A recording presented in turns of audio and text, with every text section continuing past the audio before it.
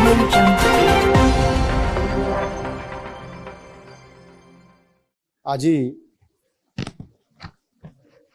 जो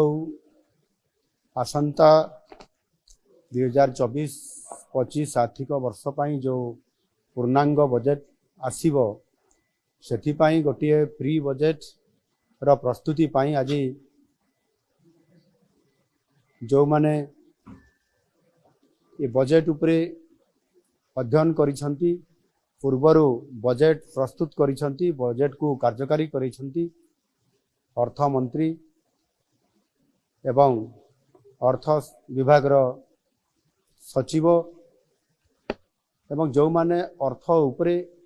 पांडित्य अर्जन करिसंती एवं विभिन्न ये अर्थ संबंधी अनुष्ठान संपुक्त अछंती समानंको आज डका जाइथिला। आपण माने जानती आम सरकार प्रथमरु ही लोकंक सरकार भावरे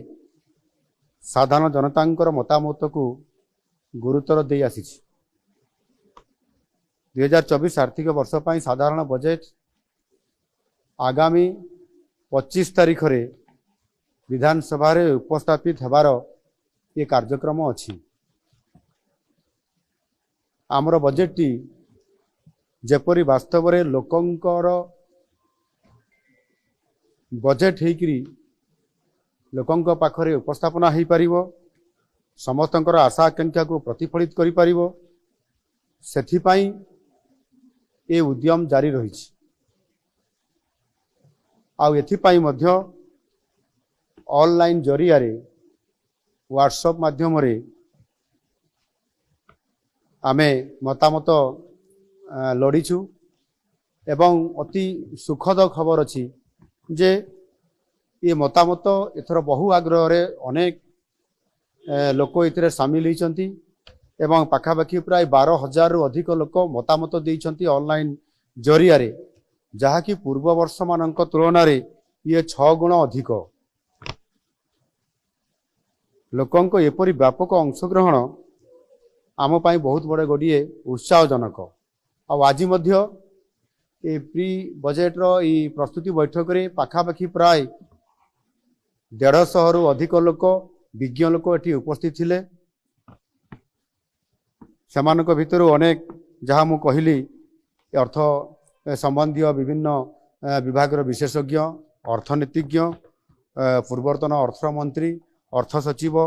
एवं समाजर विभिन्न वर्गर लोक माने अर्थ संबंधी जो माने अनेक ओडिशार भविष्यत कथा चिंता करती समाने समस्ते विभिन्न मतामत देइछंती। ये मतामत देवा भितर समानक भितर 26 जन अति मूल्यवान तांकर प्रस्ताव एवं मतामत समाने सेठी उपस्थापना करबा सहित मध्य लिखित आकार मध्य प्रस्ताव समाने देइछंती। समानकर समस्त मतामत एवं प्रस्ताव को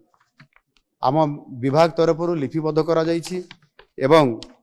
ताहाकू विचार करी आगामी दिन रे जो आमर बजेट आसीबार अछि तांकर मतामत को निश्चित भावरे आमे यथा संभव एथिरे प्रतिफलित करिया पई आमे चेष्टा करिवु। आ सेथि पई जो लोकंकर बजेट